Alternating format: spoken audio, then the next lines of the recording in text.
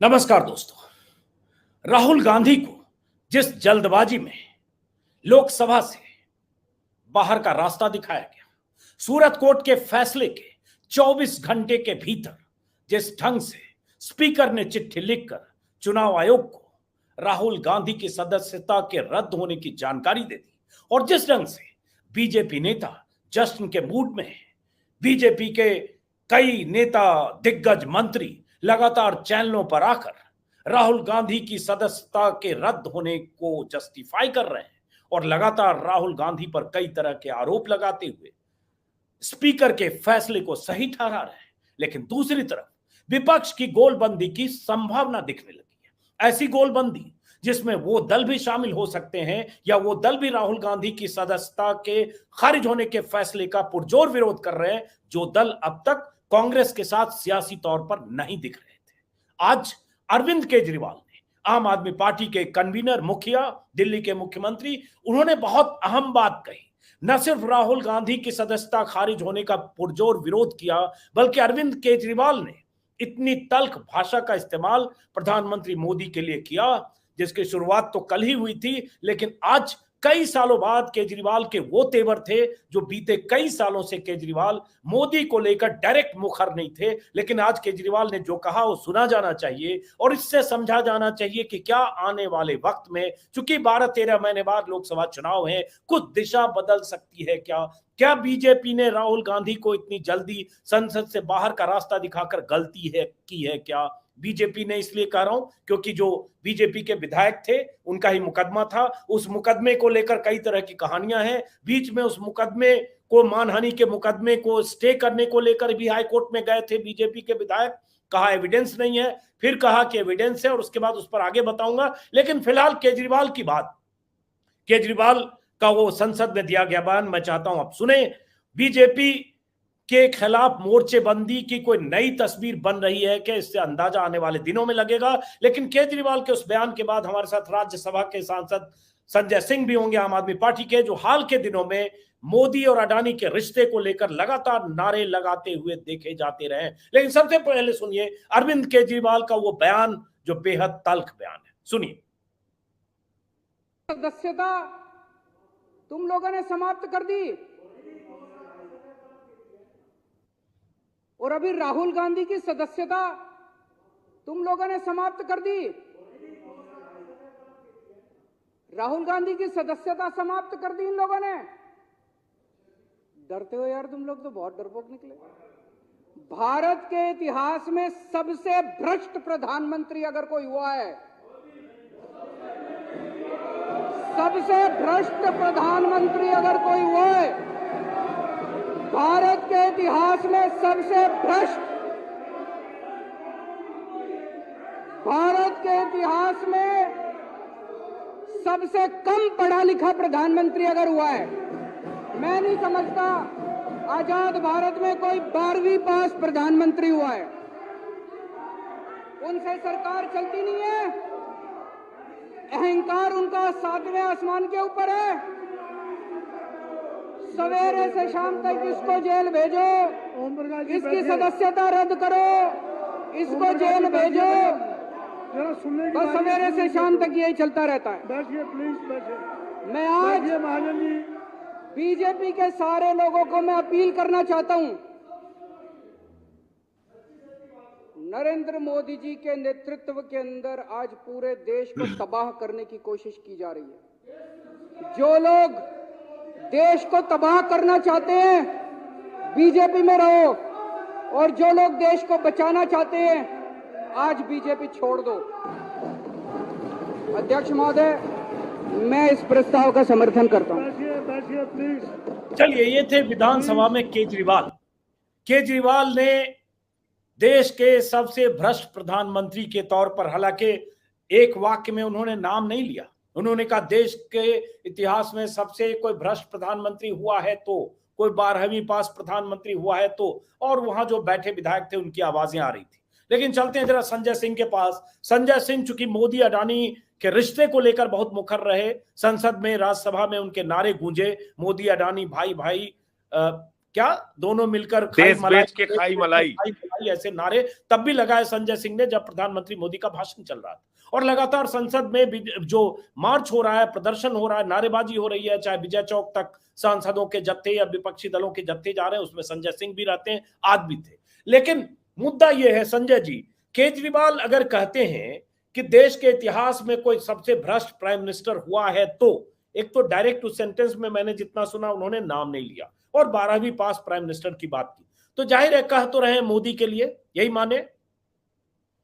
जी हाँ, बिल्कुल मोदी के लिए कह रहे हैं। और ये तो सामान्य रूप से हर व्यक्ति समझ सकता है कि देश के मौजूदा प्रधानमंत्री के बारे में ही उनकी टिप्पणी है। लेकिन अगर आप ये पूछना चाहते हैं कि वो सबसे भ्रष्ट प्रधानमंत्री कैसे हैं, तो इसको विस्तार से मैं बता सकता हूँ। 2-3 मिनट का समय आपसे चाहिए, एक एक करके मैं बताता हूँ। इस देश में जब नोटबंदी लागू की प्रधानमंत्री जी ने, तो उन्होंने कहा कि काला धन खत्म हो जाएगा। प्रधानमंत्री जी ने कहा देश से आतंकवाद खत्म हो जाएगा। प्रधानमंत्री जी ने कहा कि देश आर्थिक उन्नति की ओर बढ़ेगा। नोटबंदी से क्या हासिल हुआ? 99.3% पैसा वापस आ गया मार्केट के अंदर। जो 1500 की नोट इन्होंने बंद की थी, वो सारा का सारा पैसा वापस आ गया। आपने देश की करोड़ों जनता को सड़क में खड़ा कर दिया। किसी की बीमार मां मर गई, किसी की बेटी की शादी नहीं हो पाई। लोगों ने ऐसी दुश्वारियां उस दौरान झेली जिसकी कभी कल्पना नहीं की थी उन्होंने। लोग तबाह हो गए, बर्बाद हो गए नोटबंदी के फैसले से। किया क्या उसमें? जिन लोगों ने ब्लैक मनी रखा था, छिपा के रखा था, मोदी जी की इस योजना ने उसको व्हाइट कर दिया। ये ब्लैक को व्हाइट करने की योजना थी नरेंद्र मोदी की, नोटबंदी की योजना। लाखों करोड़ का भ्रष्टाचार। फिर आ जाइए क्या किया इन्होंने चंद पूंजीपतियों का 11 लाख करोड़ रुपए राइट ऑफ किया। 11 लाख करोड़ रुपए। आप अजीत अंजुम जी जीरो लगाते लगाते थक जाएंगे। और ये मेरी जानकारी नहीं है, आरटीआई की जानकारी है, गवर्नमेंट के द्वारा दी गई जानकारी है। उसके बाद क्या किया इन्होंने कहा कि एक हेयर कट योजना चलाते हैं। आपके दर्शकों को पता होनी चाहिए ये बातें कि किस तरीके से इस देश को ठगी की जा रही है। हेयर कट योजना में किसी का 50,000 करोड़ का लोन बाकी है, उससे 4,000 करोड़ रुपए जमा कराया जाता है और बाद में वो सारे के सारे कर्जे माफ कर दिए जाते हैं। आपको मालूम है, अभी मेरा एक क्वेश्चन लगा था, उसकी जानकारी में सरकार ने जवाब दिया है। 3,53,000 करोड़ रुपए एनसीएलटी में सेटलमेंट के जरिए चंद पूंजीपतियों का माफ कर दिया गया। आप मुझे बताइए, इस देश के किसानों ने गुनाह किया है? उनको उसके फसल का दाम नहीं मिलता? इस देश के गरीब आदमी को झुग्गी झोपड़ी में रहने के लिए मजबूर होना पड़ता है और उसके ऊपर भी बुलडोजर चला देते हो, उसको पक्का मकान मिलने का हक नहीं है? इस देश के नौजवान को रोजगार नहीं मिलता? वो अग्निवीर योजना में 4 साल के लिए -40 डिग्री टेम्परेचर और +50 डिग्री टेम्परेचर में सियाचिन और जैसलमेर में देश की सेवाएं देने के लिए अपनी जान जोखिम में डालता है। आप इस देश की माताओं बहनों के लिए महंगाई कम करने का वादा करके आए और आज महंगाई आपने चरम पर पहुंचा दी। डीजल महंगा, पेट्रोल महंगा, सरसों का तेल महंगा, दवाएं महंगी, दूध दही छाछ सबके ऊपर आपने आटा दाल चावल सब पे टैक्स लगा दिया। लेकिन ये बताइए सबसे बड़ा और अंतिम, इसीलिए मैंने आपसे 2-3 मिनट का समय मांगा था। सबसे बड़ा और अंतिम, अडानी जी घोटाला। अजीत अंजुम जी, 2G घोटाला आपने सुना, कोयला जी घोटाला आपने सुना, जीजा जी घोटाला भी आपने सुना, लेकिन 8 वर्षों में नरेंद्र मोदी जी की सरकार ने अडानी जी घोटाला किया है। और ये घोटाला क्या है? एक ही व्यक्ति को आकाश से लेकर पाताल तक आपने सब कुछ दे दिया।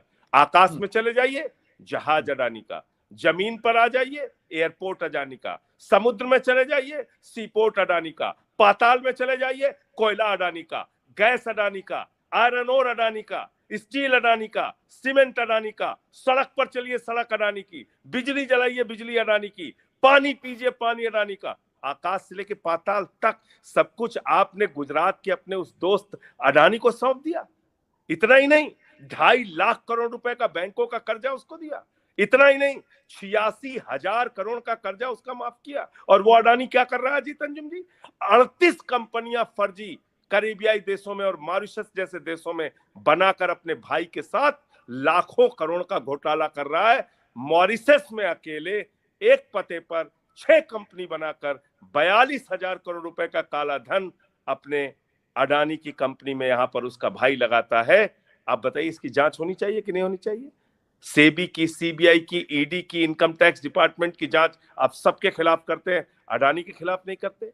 तो गुजरात से आपका मित्र अडानी देश को लूटेगा, नीरव मोदी देश को लूटेगा। मेहुल चौकसी आपका जो भाई है, मेहुल भाई, वो 13,000 करोड़ रुपए बैंकों को चूना लगाता है, देश की जनता का पैसा लूटता है, उसका रेड कॉर्नर नोटिस वापस आ जाता है। 9,000 करोड़ लूट के विजय माल्या भाग जाता है, 6,000 करोड़ लूट के नितिन संदेशरा भाग जाता है, 3,000 करोड़ लूट के ललित मोदी भाग जाता है। इसलिए आज अरविंद केजरीवाल जी ने कहा कि देश के अब तक के सबसे भ्रष्ट प्रधानमंत्री हैं नरेंद्र मोदी।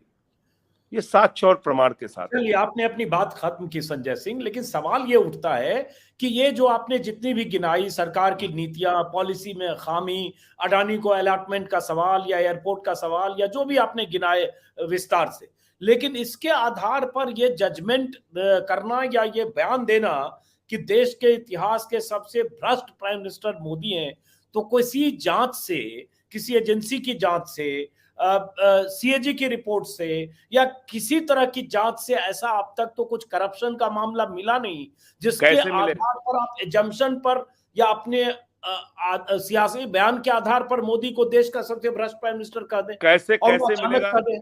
कैसे मिलेगा अजीत अंजुम जी, बताइए जरा मुझे। 2014 में डीआरआई की एक नोटिस जारी हुई है जिसमें 10,000 करोड़ का भ्रष्टाचार का आरोप लगाया गया है। वो सारे भ्रष्टाचार के मामले मैंने प्रेस कॉन्फ्रेंस करके पूरे देश को बताने का काम किया।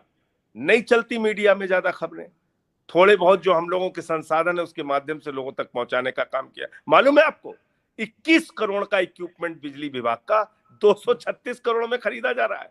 2700 करोड़ का इक्विपमेंट 5,000 करोड़ रुपए में खरीदा जा रहा है। आप बताइए, खुला भ्रष्टाचार किया, डीआरआई ने उसकी जांच शुरू की, नोटिस जारी किया अडानी को। 8 वर्षों में वो नोटिस आगे नहीं बढ़ी, कोई कार्रवाई नहीं हुई खुले करप्शन के मामले में। सुप्रीम कोर्ट में वो कृष्ण मुरारी जी की बेंच में वो मामला पेंडिंग है इस आधार पर कि उसको जब सीबीआई ने, डीआरआई ने क्लीन चिट दी तो कस्टम विभाग गया और कस्टम विभाग ने कहा कि ये तो नॉन एप्लीकेशन ऑफ माइंड है, इन्होंने अपने दिमाग का इस्तेमाल नहीं किया और क्लीन चिट दे रहे हैं। तो आप सोचिए कि इस देश के अंदर सुप्रीम कोर्ट के आदेश के बावजूद, भारत सरकार के कोल के खदानों के आवंटन के एक्ट के बावजूद 3-3, 4-4 कोयला की खदानें अडानी को दे दी गई। लाखों करोड़ रुपए का कोयला सौगात में अडानी को दे दिया। कौन जांच करेगा इसकी? आप बताइए ना। मैंने बताया तो था, डीएचएफएल कंपनी जिसने 42,000 करोड़ का घोटाला किया, 29 करोड़ रुपए का चंदा भारतीय जनता पार्टी को दिया है। कौन जांच करेगा इनकी? कौन जेल में भेजेगा इनको? तो इसलिए जिसके जहाज में प्रधानमंत्री नरेंद्र मोदी घूमेंगे, ऑस्ट्रेलिया के टूर पर जिस अडानी को लेकर जाएंगे और उसको बैठे बैठे 7,000 करोड़ रुपए का एसबीआई से लोन दिलाएंगे, श्रीलंका की स्टैंडिंग कमेटी में बताया जाएगा कि पावर प्रोजेक्ट जो है वो नरेंद्र मोदी जी के कहने पे और भारत सरकार के कहने पे अडानी को दिया गया, बांग्लादेश में प्रोजेक्ट प्रधानमंत्री और नरेंद्र मोदी जी के भारत सरकार के प्रयास से दिया गया। तो आप मुझे बताइए, ऐसे व्यक्ति पे कोई जांच एजेंसी कार्रवाई करेगी? आपको लगता है कोई कार्रवाई करेगी? सुप्रीम कोर्ट तक ने, शर्म आनी चाहिए इस सरकार को, सुप्रीम कोर्ट तक ने जांच के लिए कमेटी बना दी, लेकिन पिछले कई दिनों से लगातार देश के सांसद चीख रहे हैं, चिल्ला रहे हैं, नारे लगा रहे हैं, सदन में नोटिस दे रहे हैं, हम लोग रोज रोज सरकार के सामने विनती कर रहे हैं। अरे भाई, जेपीसी तो बना दो अडानी के घोटाले के लिए, जेपीसी की जांच कराने के लिए तैयार नहीं, तो कैसे जांच होगी? बताइए आप मुझे, कैसे जांच होगी? लेकिन एक सही बात है, ये सब चीजें आपने संसद में भी कही, बार बार कही, लेकिन एक सवाल मेरा है उसके बाद कि अगर प्रधानमंत्री के नाम को लेकर, सरनेम को लेकर राहुल गांधी ने एक बयान दिया, हालांकि प्रधानमंत्री के साथ ललित मोदी और नीरव मोदी का भी सरनेम है, और ये अगर बयान दिया कर्नाटका में कोलार में कि नीरव मोदी या ललित मोदी या नरेंद्र मोदी सबका सरनेम मोदी क्यों है, कॉमन सरनेम क्यों है, और उसका नतीजा ये हुआ कि मुकदमा हुआ और सजा 2 साल की हुई और 24 घंटे के भीतर उनकी सदस्यता रद्द हो गई।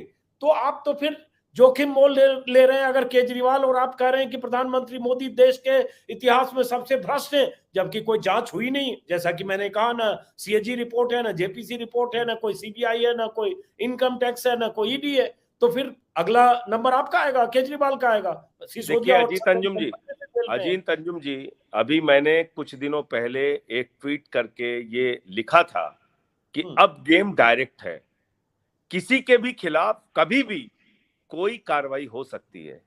जो लड़ेगा वो जीतेगा या हारेगा, लेकिन जो खामोश रहेगा वो कायर कहलाएगा। हमारे पास कोई विकल्प नहीं है। अगर हम लड़ेंगे नहीं तो कायरों की श्रेणी में गिने जाएंगे। इसलिए क्या कार्रवाई करते हैं उसकी चिंता अब हमको छोड़ देनी चाहिए। जेल में डालेंगे, मुकदमे लिखेंगे, फांसी पे चढ़ा देंगे, लाठियां मारेंगे, टॉर्चर करेंगे, 3rd डिग्री देंगे, बर्फ की सिल्ली पे लेटा देंगे, कोई चिंता की बात नहीं है। लेकिन देश के साथ भारत माता की संसाधनों की लूट अगर भारत के प्रधानमंत्री अडानी के साथ करेंगे तो उसके खुलासे के लिए लड़ाई लड़ता रहूंगा। तो इसकी तो चिंता की कोई बात ही नहीं। ये मान के हम कर रहे हैं, जो आप बोल रहे हैं वो हम मान के कर रहे हैं कि वो हमारे खिलाफ कार्रवाई कर सकते हैं, करने दीजिए। लेकिन इतना एक सवाल है, थोड़ी राजनीति करनी। एक सवाल है, डॉक्टर ने हमें बताया राजनीति करना। हम अपनी मर्जी से राजनीति के क्षेत्र में आए हैं और देश और समाज के मुद्दे उठाने के लिए आए हैं।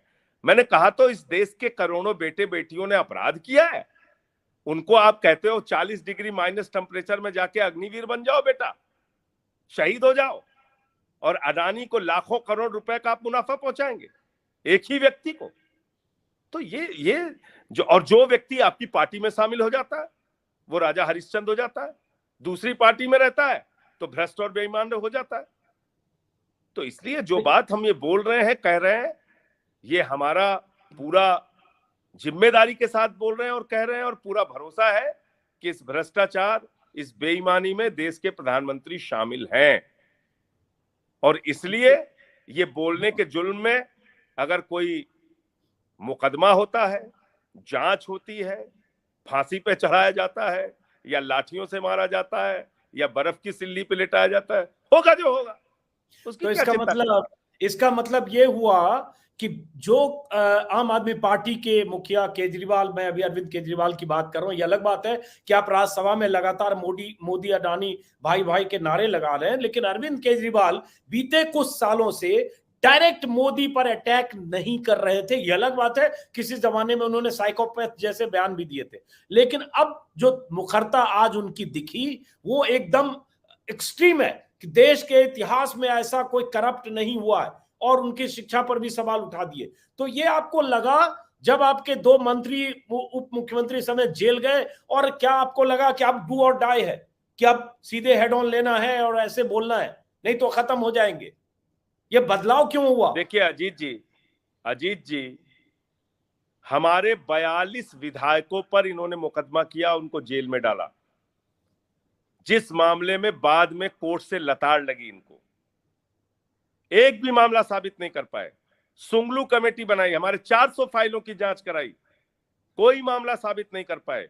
मुख्यमंत्री के दफ्तर पे 7 साल पहले सीबीआई का छापा मारा, कोई मामला साबित नहीं कर पाए। उप मुख्यमंत्री के घर 14 घंटे की छापेमारी की, कुछ नहीं साबित कर पाए। सत्येंद्र जैन के घर छापेमारी की, कुछ नहीं मिला वहां से। मनीष सिसोदिया के गांव में छापेमारी की, बैंक में छापेमारी की, ऑफिस में छापेमारी की, 1 रुपए कहीं से भ्रष्टाचार का कुछ भी सबूत मिला हो आप बताइए मुझे। नहीं, उस पे और आपके सत्येंद्र जैन और सिसोदिया पर जाएंगे तो कहानी अभी लंबी होगी, क्योंकि जो एजेंसीज है जो जांच कर रही है सीबीआई, और मैं आपकी बात पूरा कर रहा हूं। हाँ, सिसोदिया को लेकर या सत्येंद्र जैन को लेकर उनकी तरफ से आरोपों की लंबी लिस्ट है कि मैं आपकी बात आईफोन बदले गए, मैं उस पर अभी जा ही नहीं रहा हूं, क्योंकि वो अपने आप में 2 घंटे का विषय है। कुछ सवाल हैं जो आरोप है जो पब्लिक डोमेन में है, जो एजेंसियों की तरफ से है, कुछ आपके जवाब होंगे। मैं अभी केंद्रित रहता हूं यहाँ। हाँ, मैं अपनी बात ये कहना चाहता हूं कि ऐसा नहीं कि उत्पीड़न इन्होंने अभी शुरू किया है। उत्पीड़न का तो ये इनका शुरू से, जब आम आदमी पार्टी का जब से जन्म हुआ है तब से लगातार ये काम कर रहे हैं। 23 मुकदमे मेरे खिलाफ लिखा उत्तर प्रदेश में, राष्ट्रद्रोह का मुकदमा लिखा, एक दिन में 9 FIR लिखा। कितनी कहानी बताएं, उसको छोड़ दीजिए। हाँ, ये जरूर आपने जो कहा, हमने प्रयास किया कि हमारा सेंटर के साथ राज्य सरकार को चलाने के लिए रिश्ता ठीक रहे, लेकिन जो नफरतों से भरे हुए लोग रहते हैं, जिनके मन में तानाशाही का आचरण होता है, जिनका मकसद होता है राजनीतिक दलों को खत्म करना, लोकतंत्र को कुचलना, संविधान को तार तार करना, विपक्षियों को जेल में डालना, तो वो शांति से बैठ नहीं सकते। और वैसे भी हमारे प्रधानमंत्री जी 3 ही घंटे सोते हैं, तो जो आदमी 21 घंटे जगेगा वो क्या करेगा आप बताइए? यही सब करेगा जो वो कर रहे हैं। अब ये बताइए, मतलब राहुल गांधी ने कर्नाटक के चुनाव में एक बयान दिया, उस बयान के आधार पर सूरत में भारतीय जनता पार्टी के विधायक और मौजूदा कैबिनेट मंत्री ने मुकदमा किया, और उस मुकदमे के आधार पर डिफेमेशन जैसे केस में आज तक आपने नहीं सुना होगा कि 2 साल की सजा की जाए, 2 साल की सजा हो जाती है। तो क्या सारे लोग बच्चे हैं? किसी को समझ में नहीं आता क्या हो रहा है, क्या हो रहा है, समझ में नहीं आ रहा। आपका मकसद है चुनाव लड़ने से राहुल गांधी को अयोग्य घोषित कराना, और यही काम अब बाकी के साथ करेंगे। बाकियों पे भी FIR करेंगे, ऐसे ही सजा कराएंगे, उनको भी राजनीति से बाहर करो। किसी को ED के जरिए पकड़ाओ, किसी को CBI के जरिए पकड़ाओ, किसी के पुलिस के जरिए पकड़ाओ, किसी को सजा कराओ, किसी को कुछ कराओ, यही करोगे आप। तो ऐसा नहीं कि इस देश के लोग समझते नहीं इन चीजों को, इतने भोले नहीं है कोई। हम सारे लोग समझते हैं कि भाई ये आपके इसकी पीछे की मंशा क्या है। आपकी मंशा है राजनीतिक दलों को बर्बाद करो, समाप्त करो, विपक्षी पार्टियों के नेताओं को पकड़ पकड़ के जेल में डालो, और जो बीजेपी में शामिल हो जाए उसका नाम चाहे हेमंत विश्व शर्मा हो, चाहे शिवराज सिंह हो, चाहे येदुरप्पा हो, चाहे अजीत पवार हो, चाहे मुकुल राय हो, चाहे शुभेंदु अधिकारी हो, बीजेपी में आओ और भ्रष्टाचार से मुक्ति पाओ, भ्रष्टाचार के आरोपों से मुक्ति पाओ। जो जितना बड़ा भ्रष्टाचारी वो उतना बड़ा पदाधिकारी। ये भारतीय जनता पार्टी का नारा है, ये भारतीय जनता पार्टी का नारा है। और इसीलिए तो मैं आपसे कह रहा हूं कि भारत के अब तक के इतिहास के सबसे भ्रष्ट प्रधानमंत्री अगर अरविंद केजरीवाल जी ने कहा, तो उसके ये प्रमाण और साक्ष्य है, खुली आंखों से देखने की जरूरत है। सवाल यह है कि मीडिया जो है, माफ कीजिएगा, वो ज्यादातर गोदी में बैठा हुआ है मोदी जी के, तो इसलिए वो इन चीजों को दिखाता नहीं है। आप लोग एक बार मैं चाहूंगा संजय जी, एक बार मैं चाहूंगा, चूंकि नए दर्शक जुड़े होंगे, कि 40-45 सेकंड वाला एक बयान जो है उपेंद्र जी अपने सहयोगी से बोलेंगे कि एक केजरीवाल का वो बयान जिसमें कहा है कि देश के इतिहास के सबसे भ्रष्ट PM है या 12वीं पास PM है। एक बार मैं चाहता हूं वो बयान फिर से सुनाओ, उसके बाद वापस लौटेंगे कि क्या बीजेपी के खिलाफ विपक्ष की मोर्चेबंदी की जो कवायद पहले थी, क्या उसमें कोई बदलाव दिखेगा। लेकिन पहले सुनिए केजरीवाल ने क्या कहा। राहुल गांधी की सदस्यता समाप्त कर दी इन लोगों ने। डरते हो यार तुम लोग तो बहुत।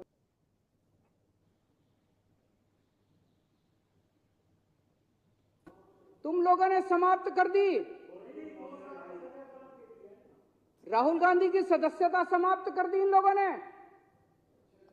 डरते हो यार तुम लोग तो बहुत डरपोक निकले।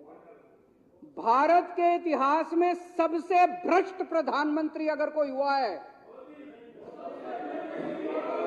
सबसे भ्रष्ट प्रधानमंत्री अगर कोई हुआ है, भारत के इतिहास में सबसे भ्रष्ट,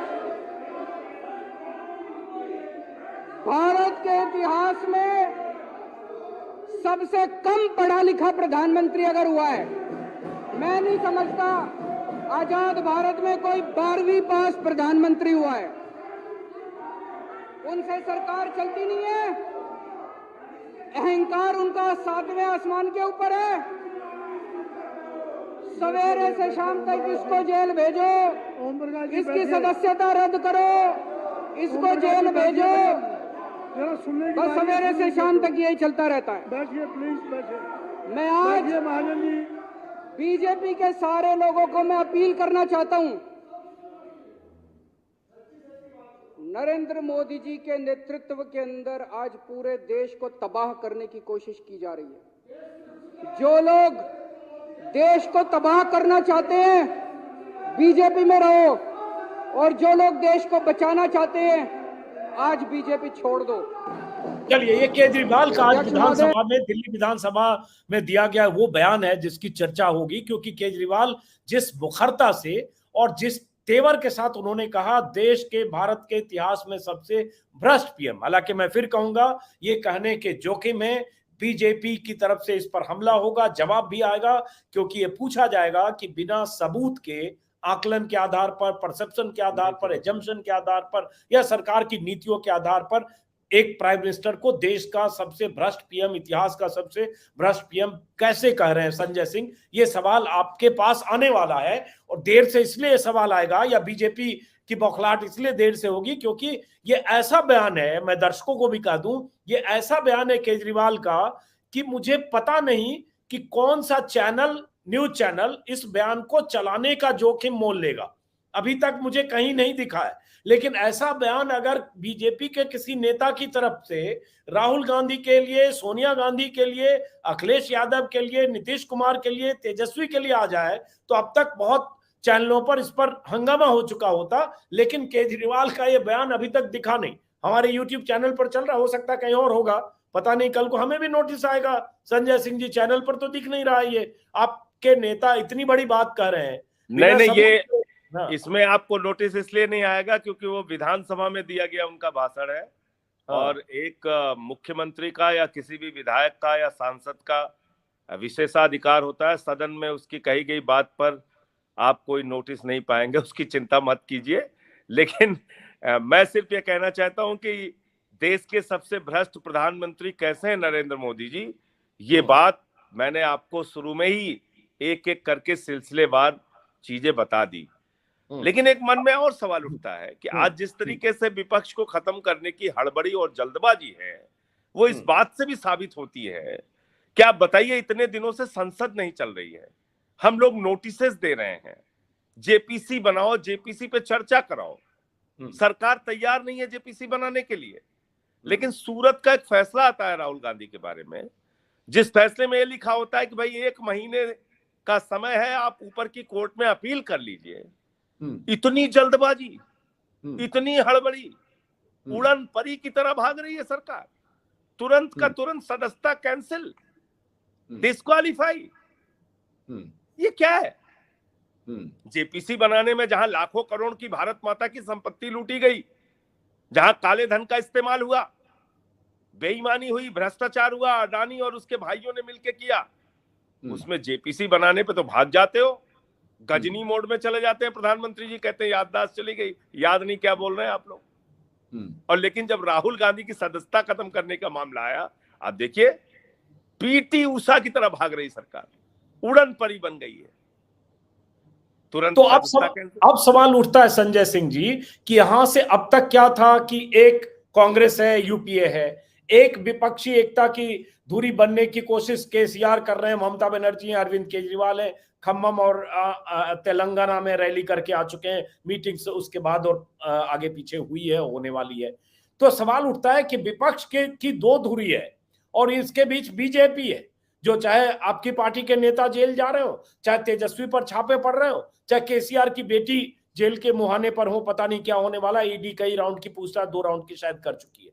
तो क्या आपको अब लग रहा है कि डू और डाई है, इसलिए विपक्ष को एक साथ होने की जरूरत है?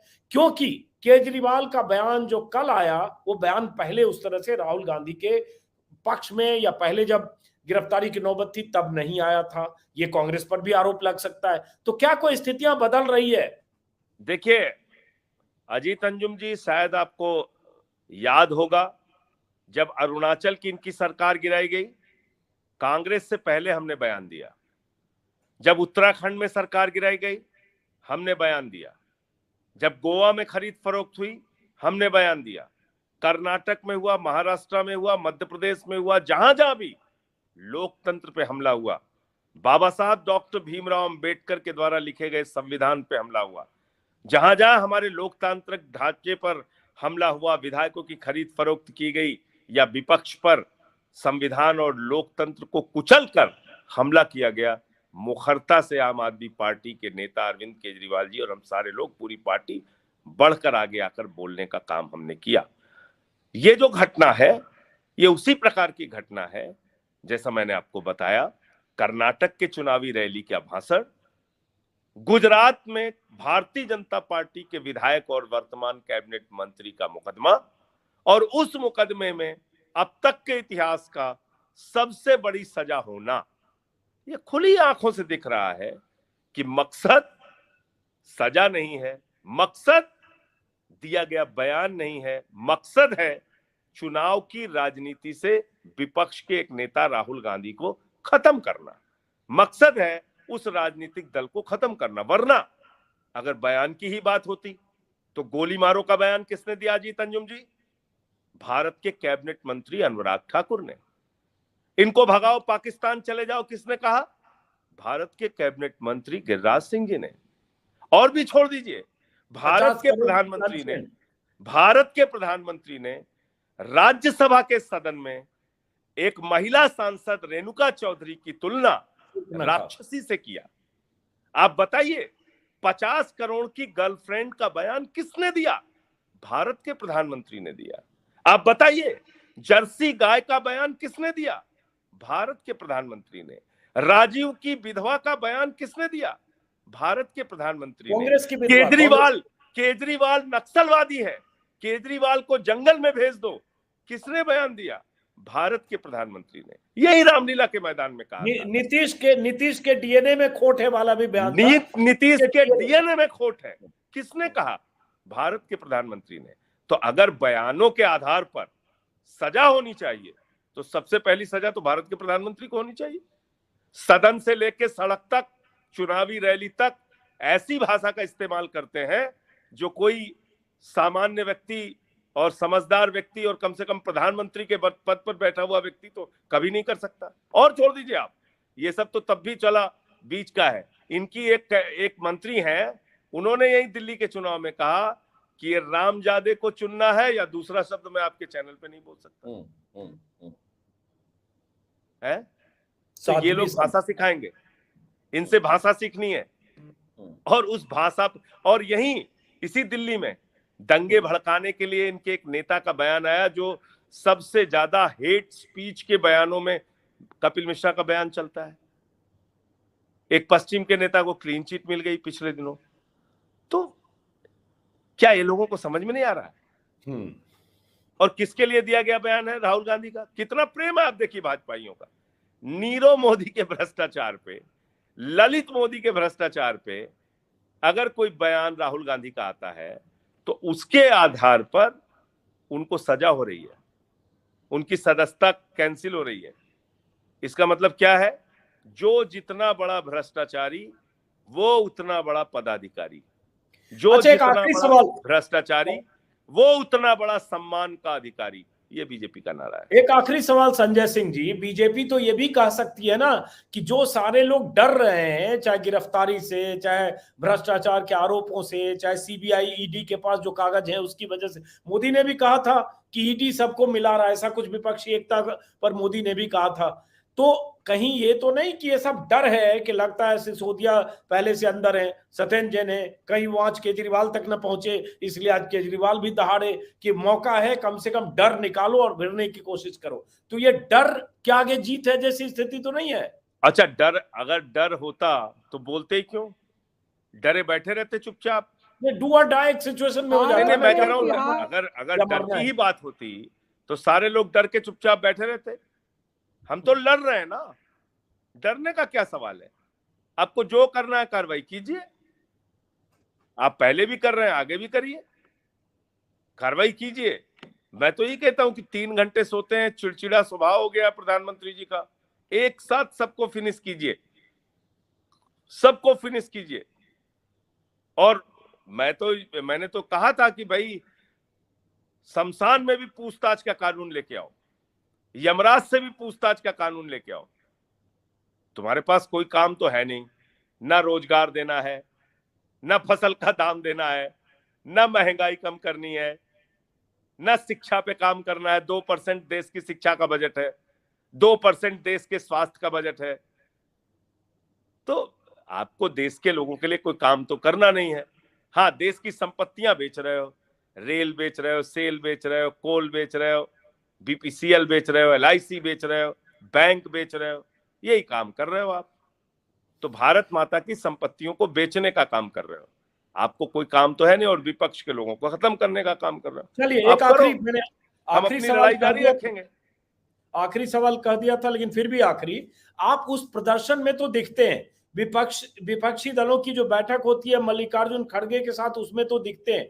मैं एक पूछ रहा था कि क्या कोई ऐसी गुंजाइश इससे, इस डर की वजह से, मोदी स्टाइल ऑफ पॉलिटिक्स की वजह से, कोई ऐसी भी गुंजाइश दिखती है कि जो एक अलग धुरी बन रही थी, कांग्रेस की अलग, केसीआर ममता बनर्जी अरविंद केजरीवाल की अलग, ये दो धुरियां भी मिल सकती है विपक्षी देखिए, इस एकता की पूरे कोई नई घटनाक्रम को और इस पूरे बयान को लोकतंत्र की मजबूती के लिए, भारत के संविधान की मजबूती के लिए इस बयान को और इस पूरे घटनाक्रम को देखा जाना चाहिए।